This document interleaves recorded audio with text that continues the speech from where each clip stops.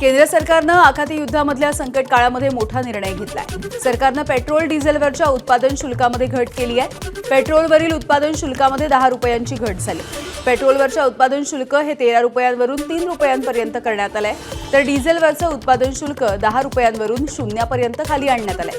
कच्च्या तेलाच्या किमतीमधली वाढ आणि महाग झालेला डॉलर यामुळे सरकारी कंपन्यांना इंधन दरवाढ अटळ होऊन बसली होती। पण उत्पादन शुल्क कपातीमुळे देशामध्ये पेट्रोल डिझेलच्या किमती स्थिर राहणार असल्याचं आता बोललं जात आहे। देशामध्ये पुन्हा एकदा लॉकडाऊन लागू होणार अशा अफवा सध्या वेगानं पसरत आहेत। मात्र या सगळ्या चर्चांना पेट्रोलियम मंत्री हरदीप सिंग पुरी यांनी पूर्णविराम दिलाय। सध्या कोणताही लॉकडाऊन लागू करण्याचा इरादा नाहीये। संकट काळामध्ये नागरिकांनी संयम राखणं गरजेचं असल्याचं देखील त्यांनी म्हटलं। अफवा पसरवणं देशासाठी घातक ठरू शकतं असा इशारा देखील त्यांनी दिलाय। त्यामुळे नागरिकांनी अफवांवरती विश्वास न ठेवता अधिकृत माहितीलाच प्राधान्य द्यावं असं आवाहन देखील करण्यात आलंय। लॉकडाऊन लागणार नाही हे केंद्रानं जाहीर केलं, त्यामुळे अफवा पसरवणाऱ्यांवरती फौजदारी कारवाई करणार असा इशारा मुख्यमंत्री देवेंद्र फडणवीस यांनीही दिलाय। तर अफवांवरती विश्वास ठेवून पेट्रोल पंपावरती विनाकारण रांगा लावू नका अशी विनंती मुख्यमंत्र्यांनी केली आहे। राज्यामध्ये अनेक ठिकाणी पेट्रोल पंपावरती गर्दी बघायला मिळते आणि त्यामुळे इंधन टंचाईच्या अफवांवरती विश्वास न ठेवण्याचं आवाहन मुख्यमंत्र्यांनी केलं आहे। देशामधील ऊर्जा पुरवठ्याच्या संदर्भात पसरवल्या जाणाऱ्या अफवांवरती सरकारनं आता स्पष्ट भूमिका मांडली आहे। भारताचा ऊर्जा पुरवठा पूर्णपणे सुरळीत असून देशभरामधील सर्व किरकोळ इंधन केंद्रांवरती पुरेसा साठा उपलब्ध असल्याचं सरकारनं स्पष्ट केलं। यासोबतच हेतुपुरस्सर चुकीची माहिती पसरवण्याच्या मोहिमेवरती देखील सरकारनं टीका केली आहे। नागरिकांनी अशा अफवांना बळी न पडता अधिकृत माहितीवरती विश्वास ठेवावा असं आवाहन देखील करण्यात आलंय।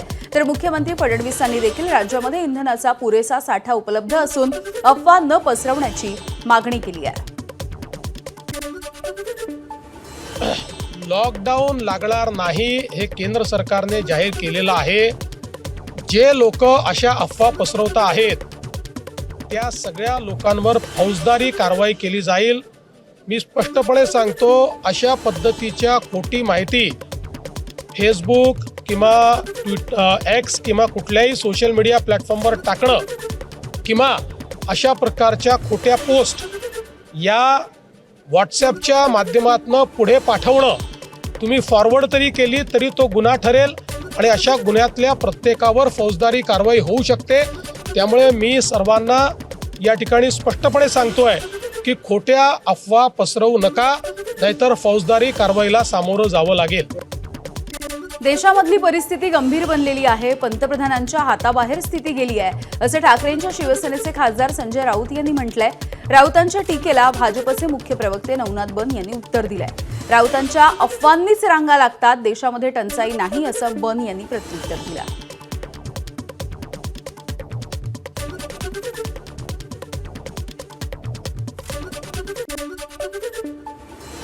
ज्या दिवशी युद्ध सुरू झालं त्यानंतर परिस्थिती हाताबाहेर गेली, बिघडत गेली, तेव्हाच त्याने सर्वपक्षीय बैठक दिल्लीत बोलवायला हवी होती। त्या बैठकीला त्याने स्वतः उपस्थित राहायला हवं होतं। त्यानंतर राज्याचे सर्व मुख्यमंत्री, याशिवाय राज्याचे अन्न व नागरी पुरवठा मंत्री, बरं का, फूड सप्लाय, सिव्हिल सप्लाय, हे जे मंत्री आहेत त्यांच्याशीही त्यांनाही त्यांनी मार्गदर्शन करण्याची आवश्यकता होती। आपण देशाचे नेते आहात, आपण एका राज्याचे किंवा एका पक्षाचे पंतप्रधान नाही आहात मोदीजी, पण आज तुम्ही देशाला रॉकेलच्या रांगेत उभं करून मुख्यमंत्र्यांशी चर्चा करताय। ठीक आहे, बघू चर्चेतून काय निष्पन्न होत आहे। सल्ले देण्याच्या भानगडीत पडू नका। पंतप्रधान नरेंद्र मोदीजींच्या नेतृत्वात देश सुरक्षित आहे आणि पुढे जातोय। तुमच्यासारखे काही लोक अफवा पसरवण्याचं काम करतायत आणि भारत हा पॅनिक सिच्युएशन मध्ये जाईल यासाठी तुम्ही प्रयत्न करतायत, परंतु इथली जनता सुज्ञ आहे, तुमच्या अफवांवर विश्वास ठेवणार नाही।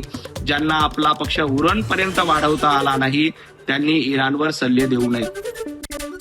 ठाण्यामधल्या पेट्रोल पंपांवरती देखील वाहनांच्या रांगा लागलेल्या दिसत आहेत, त्यामुळे वाहतूक कोंडी देखील होती आहे। अचानक पेट्रोल मिळणं बंद झालं किंवा भाव वाढले तर पंचायत नको म्हणून प्रचंड उन्हामध्ये देखील पेट्रोल मिळवण्यासाठी लोक गर्दी करतायत। अभी उसी सिलसिले में ज़रा टाकी फुल करेंगे तो बेटर होगा, क्योंकि रोज़मर्रा की ज़िंदगी में पेट्रोल ज़रूरी है ना। बच्चों को स्कूल छोड़ना, कहीं पे इमरजेंसी जाना, तो पेट्रोल के सिवा तो कुछ काम होगा नहीं।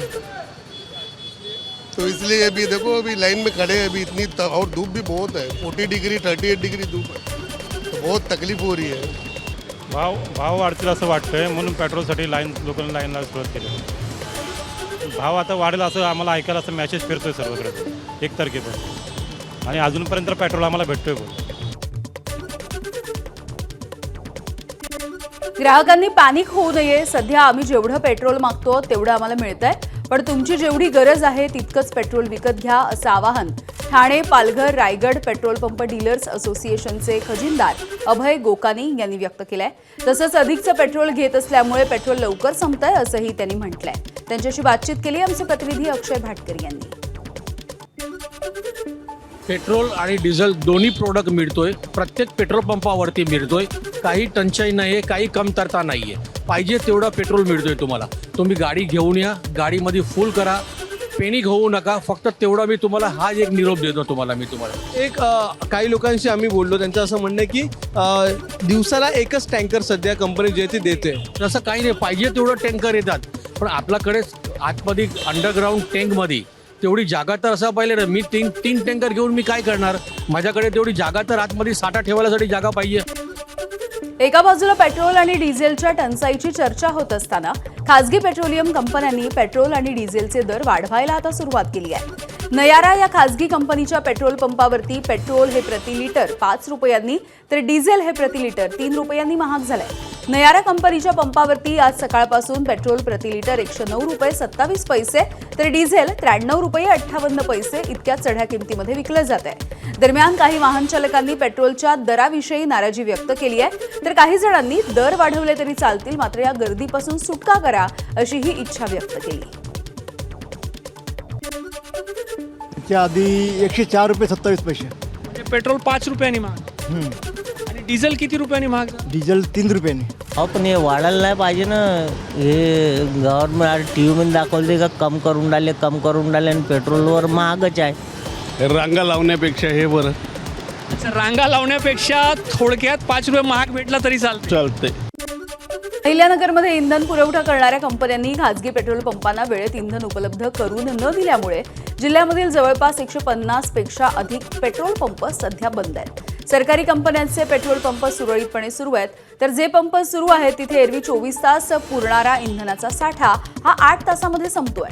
कोणत्याही अफवांवरती विश्वास ठेवू नका, प्रशासनाला सहकार्य करा असं आवाहन जिल्हाधिकारी डॉक्टर पंकज आशिया यांनी केलं आहे. बुलढाण्याच्या ग्रामीण भागामध्ये सध्या इंधनाचा तुटवडा निर्माण झालाय. नागरिकांची धांदल उडाली आहे. डिझेल आणि पेट्रोल मिळवण्यासाठी वाहनधारकांना तासनतास रांगांमध्ये उभं राहावं लागतंय. विशेषतः बुलढाणा संभाजीनगर मार्गावरची धाड इथल्या पेट्रोल पंपावरती परिस्थिती अधिकच गंभीर बनली आहे. इथे तब्बल 4 किलोमीटरपर्यंत वाहनांच्या लांबच लांब रांगा लागल्या. त्यामुळे वाहतूक व्यवस्थेवरती देखील या सगळ्याचा मोठा परिणाम जाणवतोय. दरम्यान ग्रामीण भागामध्ये तातडीनं इंधन पुरवठा करण्याची मागणी इथले नागरिक करतायत. बुलढाणा जिल्ह्यामध्ये इंधन टंचाईच्या अफवांमुळे ठिकठिकाणांवरच्या पंपावरती ग्राहकांची गर्दी दिसतेय. तर चिखली इथल्या एका पंपावरती एका ग्राहकानं चक्क 200 लिटर पाण्याची टाकी विकत घेतली आणि तो थेट पेट्रोल पंपावरती आला. धक्कादायक म्हणजे 200 लिटरची टाकी डिझेल भरून तो घेऊनही गेला, तर इतरही ग्राहक पंपावरती मिळेल ती भांडी प्लास्टिकचे डबे घेऊन रांगांमध्ये उभे असल्याचं दिसतंय. एकीकडे जिल्हाधिकारी इंधन साठ्यावरती कडक असे निर्बंध आणतायत, मात्र पंपचालक मात्र या सगळ्याचं पालन करताना दिसत नाहीयेत. त्यामुळे या सगळ्यावरती प्रशासन नेमकी काय भूमिका घेणार याकडे लक्ष आहे. गेल्या 4 दिवसांपासून यवतमाळ जिल्ह्यामधल्या पेट्रोल पंपावरती इंधन भरण्यासाठी मोठी गर्दी नागरिकांनी केली आहे. पेट्रोल डिझेल साठा संपणार आहे या अफवेमुळे नागरिकांनी ही गर्दी केली. मात्र 4 दिवसांच्या नंतर ही परिस्थिती काहीशी नियंत्रणात आल्याचं दिसतंय. अजूनही जिल्ह्यामधील काही पंप हे बंद आहेत. आज ते पूर्ववत सुरू होणार असल्याचंही कळतं आहे. बीडमध्ये पेट्रोल डिझेलचा पुरवठा सुरळीत असल्यामुळे पेट्रोल पंपावरती गर्दी दिसत नाहीये. मात्र सीएनजी पुरवठा करणारी वाहनं 1 दिवसाच्या आड येत असल्यामुळे सीएनजी पंपावरती वाहनांच्या 1 ते 1.5 किलोमीटरच्या रांगा आहेत. जिल्हाभरामध्ये सीएनजीचे 8 पंप आहेत. सर्व पंपावरती सीएनजीचा पुरवठा विस्कळीत झाल्यामुळे वाहनधारकांची सध्या तारांबळ उडती आहे. नाही म्हणता पाऊण तास झाला आहे आम्ही या लाईनीमध्ये उभा आहे. आणि खरं म्हणू तर एक 1.5 तासापूर्वी मी जालन्याहून आलेलो आहे बीडसाठी. रेंटल आम्ही टॅक्सीमधून गाडी चालवतो. तर आंबडला रस्त्यामध्ये शहागडला जेवढ्या पॉईंटला आम्ही गेलेलो आहे तेवढ्या सर्व पॉईंटला नुसतं पेट्रोलची आणि डिझेलची कमतरता भासली गेली. त्यामुळं खूप प्रॉब्लेम झाले रस्त्यावर. नांदेडमधल्या अनेक ऑटो रिक्षा या एलपीजीच्या गॅसवरती चालतात. सध्याच्या परिस्थितीमध्ये या रिक्षा चालकांना गॅस भरण्यासाठी 2 ते 3 तास या रांगांमध्ये थांबावं लागतंय. परिणामी त्यांच्या उत्पन्नावरती देखील परिणाम होतोय आणि त्यांच्या घराचं बजेट देखील बिघडत आहे. एक रिक्षा चालक दिवसामधून 12 तास रिक्षा चालवतो आणि यामधून आपल्या परिवाराचा उदरनिर्वाह तो करत असतो. सध्या 2 तास रांगांमध्ये जात असल्यामुळे उत्पन्न देखील त्याचं कमी होत आहे. त्यामुळे बँकांचे हप्ते कसे भरायचे, घर नेमकं कसं चालवायचं असा प्रश्न त्यांच्या समोर आहे. जे रांग आहेत ते गाडीमध्ये जे इंधन असतं एलपीजी त्याच्याबद्दल वाहनाच्या रांगा लागलेल्या आहेत. सकाळी 6 वाजल्यापासून लोक रांगेत आहेत. आता दुपारचे 11 वाजतायत, आणखी लोकांना इंधन भेटलं नाही. लोक परेशान आहेत, हैराण आहेत. हीच कंडिशन घरगुती गॅसची पण आहे. लोकांना अक्षरशः लोकांना परेशानी झालेली आहे. पण सरकार म्हणते की पुरवठा भरपूर आहे, पण इथंही अशी कंडिशन आहे. काय करावं, लोकांनी जगावं का मरावं? सकाळी 6 वाजेपासून आम्ही ऑटोवाले भाऊ सगळे 1-1.5 किलोमीटरच्या अंतरावर आहेत. ज्यावेळेस 2018 मध्ये मी LPG गाडी घेतलं होतो त्यावेळेस गॅस 35 रुपये किलो होता. तरी आम्ही आता 100 रुपये देऊन बी लाईन मध्ये थांबवून बी गॅस भेटत नाही. आणि दुसरी गोष्ट, सरकार म्हणत आहे की गॅसचा काय तुटवडा होत नाही, पण आम्हाला गॅस सुद्धा भेटत नाही. जालना जिल्ह्यामधल्या भोकरदन तालुक्यामधल्या हसनाबाद इथल्या पेट्रोल पंपावरती आज अचानकपणे वाहनधारकांची तुफान गर्दी झाली. पेट्रोल आणि डिझेल मिळणार नाही अशी अफवा पसरली आणि यानंतर दुचाकी आणि 4चाकी वाहनांच्या लांबच लांब रांगा पंपाच्या बाहेर लागल्या. पेट्रोल आणि डिझेल भरून घेण्यासाठी ग्रामीण भागामधील नागरिक हे सकाळपासून कॅन घेऊन पेट्रोल पंपावरती दाखल झाले. छत्रपती संभाजीनगरमध्ये गॅस सिलेंडर चढ्या दरानं विकणाऱ्या भारत गॅस एजन्सीच्या विरोधात ठाकरेंची शिवसेना चांगलीच आक्रमक झाली आहे. घरगुती आणि व्यावसायिक गॅस सिलेंडरची चढ्या दरानं विक्री होत असल्याच्या तसंच वेळेवरती वितरण न केल्याच्या तक्रारींमुळे ठाकरेंच्या शिवसेनेनं आंदोलनाचा पवित्रा घेतला. शहरामधील विविध गॅस एजन्सीच्या समोर कार्यकर्त्यांनी आंदोलन केलं आणि निषेधही व्यक्त केलाय. दरवाढ आणि उशिराचं वितरण थांबवावं, अन्यथा आंदोलन तीव्र करू असा इशारा देखील देण्यात आलाय.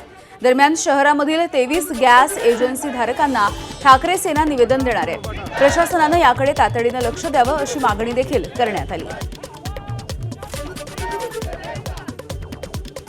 संभाजीनगरात शिवसेनेच्या वतीनं आज सर्व एजन्सीजवर शिवसेनेनं आंदोलन केलेले 23 ठिकाणी एकाच वेळेस. या माध्यमातून 2च विषय आहे. गॅसची जी टंचाई आहे घरगुती गॅसची, OTP आल्यानंतरही 10-20 दिवस सिलेंडर मिळत नाही आणि हेच सिलेंडर काळ्या बाजारामध्ये 1600 रुपयाला, 1800 रुपयाला, 2000 रुपयाला, काही ठिकाणी 3,000 रुपये पण मिळतो. या 2 विषय आमचे महत्त्वाचे आहे. घरपोच गॅस मिळालं पाहिजे, घरगुती गॅस मिळाला पाहिजे. काळ्या बाजारात गॅस विक्री चालू आहे, याच्यावर रोख असली पाहिजे. मला वाटतं हे अशा पद्धतीनं जनतेचा म्हणजे टाळूवरचं लोणी खाण्याचा प्रकार चालू आहे. याच्यावर प्रशासनाने जरब ठेवावी अशी आमची विनंती. ABP माझा, उघडा डोळे बघा नीट.